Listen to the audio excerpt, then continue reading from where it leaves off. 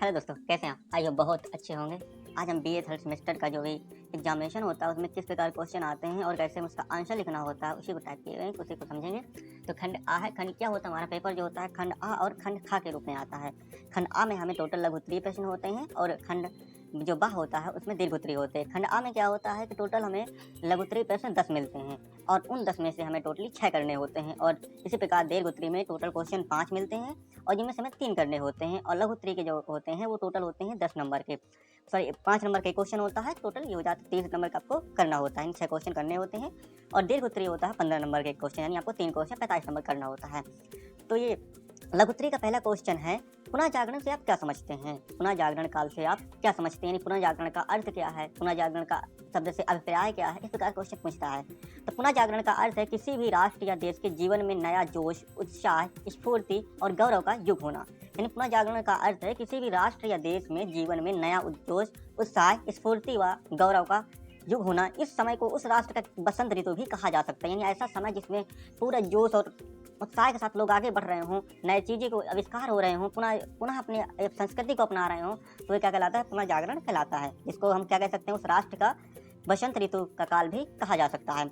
वह राष्ट्र जिसका अतीत बहुत उज्जवल रहा हो, प्राय अपने पुनः जागरण काल में अपने प्राचीन वैभव संस्कृति से प्रभावित हुए बिना नहीं रह सकता है। ऐसा राष्ट्र अपने पुनः जागरण को की आधारशिला को ही अपने प्राचीन गरिमामय खंडों में रखता है। यानी क्या होता है कि जैसा देश जिसका प्राचीन इतिहास, वैभव और संस्कृति से भरा हुआ रहा हो, तो वो इससे बिना प्रभावित हुए नहीं रह सकता। वह जब पुनः जागरण की नींव रखता है, आधारशिला रखता है, वह पुरानी ही चीज़ों को देख के उन्हीं की बातों को ध्यान में रखते हुए रखता है। वह प्राचीन उन विचारधाराओं का परित्याग भी करता है, ऐसी विचारधाराओं का परित्याग करता है जो वर्तमान की, जो प्रेजेंट टाइम के समय के अनुसार वो मेल नहीं खाती हैं, उनका कोई विशेष महत्व नहीं होता, उनको वह छोड़ देता है। अर्थात जो वर्तमान परिस्थिति के संगत नहीं होती है, उन विचारधाराओं का वह मनुष्य परित्याग भी करते हैं। ये होता है आपका पुनः जागरण से आप क्या समझते हैं, इतने आंसर आपको लिखना होता है। सेकंड क्वेश्चन है, नेहरू रिपोर्ट की मुख्य सिफारिशें या विशेषताएं बताइए। नेहरू रिपोर्ट जो कि पेश की गई थी, तो उसके मुख्य सिफारिशें और विशेषताएं क्या हैं? उत्तर है, मोतीलाल नेहरू की अध्यक्षता में एक कमेटी बनाई गई, जिस कमेटी ने 28 अगस्त 1928 को लखनऊ में आयोजित सर्वदलीय सम्मेलन में अपनी रिपोर्ट प्रस्तुत की थी और इस रिपोर्ट को ही नेहरू रिपोर्ट के नाम से जाना गया, क्योंकि मोतीलाल नेहरू जो थे वो उस कमेटी के अध्यक्ष थे और उन्हीं के नाम के, नेहरू के नाम से इस रिपोर्ट का नाम रखा गया, जो 28 अगस्त 1928 को लखनऊ में आयोजित सर्वदलीय सम्मेलन में अपनी रिपोर्ट प्रस्तुत की थी और इस प्रस्तुत रिपोर्ट को ही नेहरू रिपोर्ट कहा गया था। और इस नेहरू रिपोर्ट की विशेषताएं निम्नलिखित हैं। पहली विशेषता है कि भाषाई आधार पर प्रांतों का गठन हो। उन्होंने कहा कि जितने भी प्रांत हैं उनका भाषा के आधार पर, जहां भाषा की बहुलता उस आधार पर प्रांतों का गठन किया जाए। केंद्रों को और राज्यों का उत्तरदायी सरकार की स्थापना। उन्होंने कहा कि केंद्र और राज्य में उत्तरदायी सरकार की स्थापना हो। भारत धर्मनिरपेक्ष होगा, लेकिन अल्पसंख्यकों को धार्मिक एवं सांस्कृतिक हितों की पूर्ण संरक्षण दिया जाएगा। यानी कहा गया कि भारत एक ऐसा देश होगा जहां किसी भी धर्म का विशेष महत्व नहीं दिया जाएगा, सभी धर्मों को बराबर का दर्जा दिया जाएगा, लेकिन अल्पसंख्यकों और धार्मिक सांस्कृतिक हितों की पूर्ण संरक्षण दिया जाएगा, उनकी रक्षा की जाएगी। फिर चौथा अधिनियम है कि एक प्रतिरक्षा समिति बनाई जाएगी। उन्होंने कहा कि एक प्रतिरक्षा समिति बनाई जाएगी जो और भारतीय सेना से संबंधित जितने भी नियम होंगे इसी समिति द्वारा लिए जाएंगे और प्रतिरक्षा समिति का जो सभी खर्च होंगे प्रतिनिधि सभा के द्वारा ही उठाए जाएंगे, क्योंकि कोई समिति होगी उसमें जो खर्च आएगा उस खर्च का पूरा जो भार होगा वह भार कौन उठाएगा? प्रतिनिधि सभा के द्वारा उठाया जाएगा। अगला जो था कि इसके नेहरू रिपोर्ट की विशेषता थी कि भारत को ब्रिटिश साम्राज्य के भीतर वैसा ही औपनिवेशिक स्वराज्य दिया जाए। उन्होंने कहा कि भारत को ब्रिटिश साम्राज्य के भीतर वैसा ही औपनिवेशिक स्वराज्य दिया जाए जो ब्रिटेन के दूसरे उपनिवेशों को प्राप्त है। ब्रिटेन का कई सारे उपनिवेश बना रखे थे, उसने इसी प्रकार बराबर का दर्जा दिया जाए। भारत में एक उच्चतम न्यायालय करने की, यानी उच्चतम न्यायालय की करने की घोषणा की जाए, जो प्रिवी काउंसिल के तमाम अपीलें बंद करने का सुझाव दिया गया और कहा गया कि देश की एकता को मजबूत बनाने के लिए पृथक निर्वाचन प्रणाली की सिफारिश की गई। यानी उसके बाद रखी गई कि पृथक निर्वाचन प्रणाली की योजना तैयार की जाए। अब नेक्स्ट थी कि भारत को संघात्मक शासन को ही उपयुक्त बताया गया। इन्होंने कहा कि भारत को संघात्मक शासन ही उपयुक्त है, परंतु कहा गया कि केंद्र को अधिक शक्तियां दी जाएं, जितने भी शक्तियों में है उस शक्तियों में ज्यादा शक्तियां केंद्र के पास, लेकिन संघात्मक शासन बहुत आवश्यक है। नेक्स्ट क्वेश्चन है, काल कोठरी से क्या तात्पर्य है? ये काल कोठरी से क्या तात्पर्य है? तो 20 जून 1756 ईस्वी को बंगाल में एक ऐसी घटना घटी जिसमें फोर्ट विलियम पर अधिकार करने के बाद नवाब ने, बंगाल के नवाब जो थे सिराजदौला ने 20 जून 1756 में एक ऐसी घटना बंगाल में घटी जिसमें क्या हुआ कि फोर्ट विलियम पर अधिकार करने के बाद नवाब ने 146 कैदियों को जिनमें स्त्री और बच्चे आदि भी शामिल थे, उन्हें एक छोटे कमरे में बंद कर दिया, जिस कमरे की लंबाई 18 फीट और चौड़ाई 10 फुट और 14 फुट 10 इंच थी।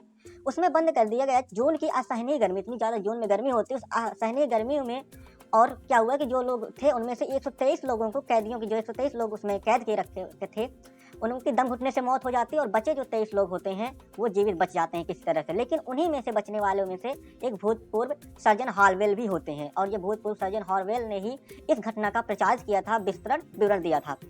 इस घटना के बाद क्या होता है कि बंगाल के नवाब और अंग्रेज के बीच क्या होता है, बंगाल के नवाब अंग्रेजों के बीच के संबंध बिल्कुल खराब हो जाते हैं जब ऐसी घटना, निंदनीय घटना घटित होती है, जिससे उनके संबंध नकारात्मक हो जाते हैं। और यह घटना काफ़ी विवादास्पद भी है क्योंकि कहा जाता है कि जो ये अंग्रेजी लोग हैं उनकी जो रचनाएं हैं, उनके द्वारा लिखे गए ग्रंथ हैं, उनमें यह घटना सत्य मानी जाती है। लेकिन जो भारतीय इतिहासकार हैं वह इसे कल्पनाशील मानते हैं, कहते हैं ये ऐसी घटना हुई ही नहीं, ऐसी घटना मात्र एक कल्पना का रूप है। नेक्स्ट क्वेश्चन है चौरी चौरी कांड या चौरी चौरा कांड पर टिप्पणी लिखिए। चौरी चौरा कांड क्या होता था, इस पर कैसे हुआ? तो गांधी जी का इसका उत्तर है कि गांधी जी ने सरकार के साथ असहयोग के उद्देश्य से अहिंसात्मक विरोध प्रदर्शन किया, तभी पुलिस के उकसाने पर क्या हुआ, जब गांधी जी सरकार के असहयोग के क्या होता है कि जब 1919 में जलियांवाला हत्याकांड, ऐसे कई सारे कांड करते हैं तो गांधी जी सरकार के विरोध में हो जाते हैं और उनसे असहयोग के साथ उद्देश्य से अहिंसात्मक विरोध प्रदर्शन करते हैं। तभी पुलिस के उकसाने पर क्रोधित भीड़ जो होती है, जो क्रोधित होते हैं, सभी लोग क्रोधित ही होते हैं, तो भीड़ ने 5 फरवरी 1922 ईस्वी को चौरी चौरा नामक स्थान पर एक थाना होता है, उस थाने में आग लगा देते हैं जिसमें 22 पुलिस वाले जीवित मर जाते हैं, जिंदा जलकर मर जाते हैं। इस घटना से क्या होता है, गांधी जी बहुत दुखी होते हैं, उन्हें कष्ट होता है, उन्होंने संपूर्ण आंदोलन क्या करते हैं, वापस ले लेते हैं। जब अचानक संपूर्ण आंदोलन वापस ले लिया जाता है तो अचानक आंदोलन के स्थगित हो जाने से जनता में तीव्र प्रतिक्रिया होती है, वो लोग विरोध करते हैं कि आंदोलन क्यों वापस लिया गया। तभी सुभाष चंद्र बोस जी भी कहते हैं कि जिस समय जनता में जोश उबल रहा था, ठीक उसी समय पीछे हटने का आदेश देना संपूर्ण राष्ट्र के लिए एक महान दुर्घटना थी। इसका पंडित मोतीलाल नेहरू, लाला लाजपत राय, चित्तरंजन दास आदि सभी ने इस आंदोलन का विरोध किया। काफ़ी लोग आंदोलन का विरोध करते हैं। साथ ही इसी समय क्या होता है, विरोध करते हैं, कांग्रेस की सभा में भी विरोध किया जाता है, उन्हें उनके जो पार्लियामेंट होते हैं वहाँ विरोध करते हैं। उसके बाद चित्तरंजन दास और मोतीलाल नेहरू मिल करके एक पार्टी गठन करते हैं, एक संगठन का गठन करते हैं, जिसे कहते हैं स्वराज्य दल के नाम से जाना जाता है, उसका गठन करते हैं। नेक्स्ट होता है अगला क्वेश्चन, 5वां के प्लासी युद्ध के परिणाम क्या थे।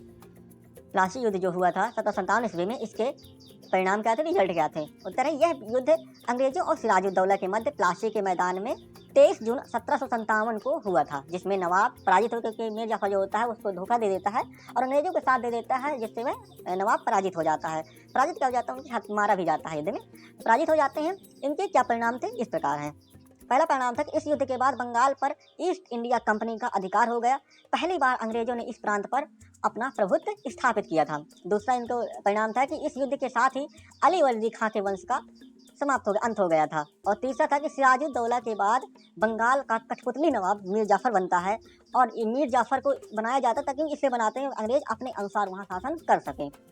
अगला था कि इस युद्ध में नवाब के मर जाने के बाद, यानी इस युद्ध में नवाब के मर जाने के बाद अन्य विदेशी शक्तियों में क्या होता है, जब नवाब हार जाता है इस युद्ध में तो उसके हार जाने के बाद अन्य विदेशी शक्तियों में भारी धक्का लगता है कि अब उनकी शक्तियां जो क्या होती हैं, कमजोर होने पर लगती हैं, क्योंकि अंग्रेज काफ़ी मजबूत हो रहे थे। जो अन्य फ्रांसीसी थे, अन्य जो डच लोग आए थे, ये सभी लोग आए थे, ये लोग कमजोर होने लगे और ये लोग, उनको एक बहुत बड़ा डर सा लगा।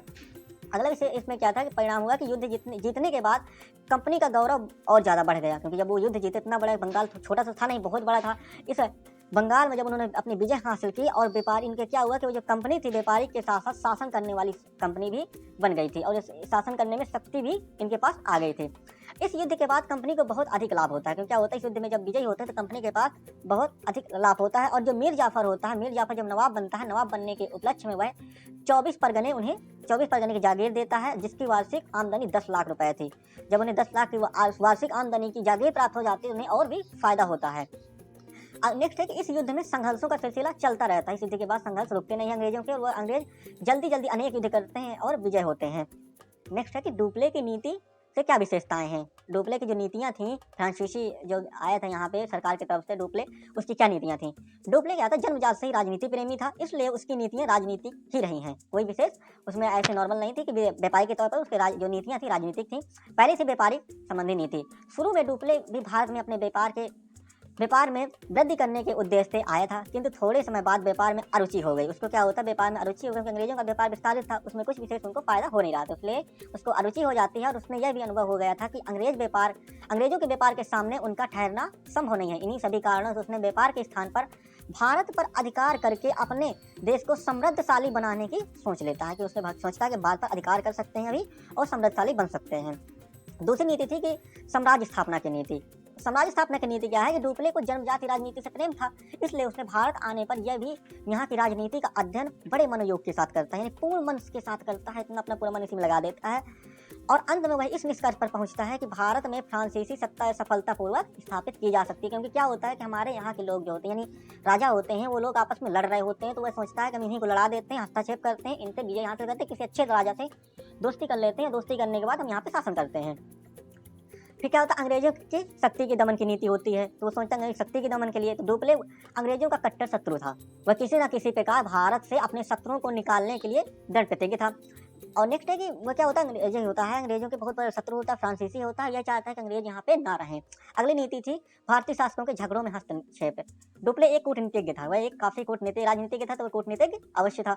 उसने सोचा कि भारतीय राजाओं के झगड़ों में हस्तक्षेप करके एक किसी शक्तिशाली राजा से दोस्ती करके एक मजबूत शक्ति की व्यवस्था की जा सकती है, तब अंग्रेजों को भारत से भगाना आसान हो जाएगा।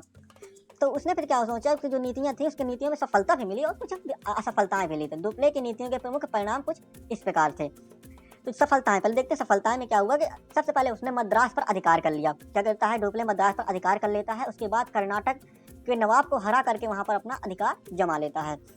उसने भारतीय नरेशों के झगड़ों में हस्तक्षेप की नीति द्वारा हैदराबाद तथा कर्नाटक पर अपना आधिपत्य स्थापित किया था। यानी उसने क्या हुआ कि भारतीय नरेशों यानी राजा होते हैं, उनसे झगड़ों के हस्तक्षेप में किसी पक्ष में मिल करके हैदराबाद और कर्नाटक पर अपना आधिपत्य स्थापित कर लिया। उसकी नीतियों की विफलताएं क्या थी, उसकी नीतियों की जो असफलताएं क्या थी। शुरुआत में काफी सफलता मिलती है, परंतु बाद में सन 1751 ईस्वी में जब उसका भाग्य क्या होता है, दुर्भाग्य बदल जाता है। जब क्लाइव की अकाट विजय हासिल हो जाती है, जब क्लाइव अकाट में विजय हासिल कर लेता है, तो डुप्ले की जो सफलताएं होती हैं वो असफलताओं में बदल जाते हैं, उसकी सफलताओं पर पानी फिर जाता है। नेक्स्ट क्वेश्चन है, लॉर्ड डलहौजी के प्रशासनिक क्या थे। लॉर्ड डलहौजी के प्रशासनिक सुधार क्या थे। तो लॉर्ड डलहौजी को आधुनिक भारत का निर्माता कहा जाता है। आप लोगों ने पढ़ा होगा, लॉर्ड डलहौजी को आधुनिक भारत का निर्माता माना जाता है। वह भारत में आधुनिकीकरण का प्रेरणा स्रोत था।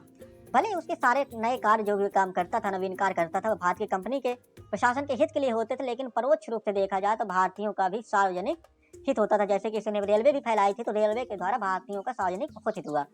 डलहौजी के प्रशासन के लगभग सभी विभागों में सुधार किए और डलहौजी ने शासन केंद्रीकरण किया, क्योंकि वह साम्राज्य में शांति तथा सुव्यवस्था बनाए रखना चाहता, इसलिए उसने कुछ इस प्रकार के कदम उठाए, इस प्रकार के कार्य सुधार किए।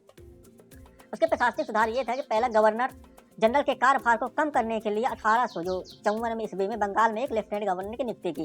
क्या था कि गवर्नर अकेले था, तो उसके लिए क्या पड़ जाता, बहुत ज़्यादा काम पड़ जाता था। उस काम को कम करने के लिए, अपने प्रेशर कम करने के लिए उसने बंगाल में लेफ्टिनेंट गवर्नर की नियुक्ति की।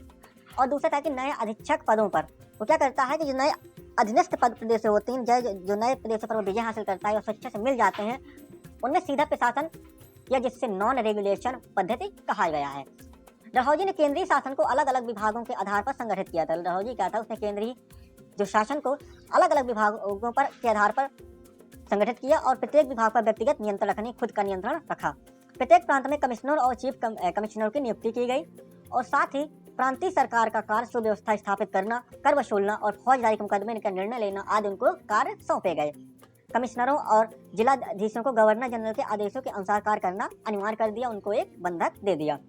अगला था कि अमृतसर की संधि क्या है। जो 1809 ईस्वी में अमृतसर की संधि हुई, तो उसमें क्या क्या शर्तें थी।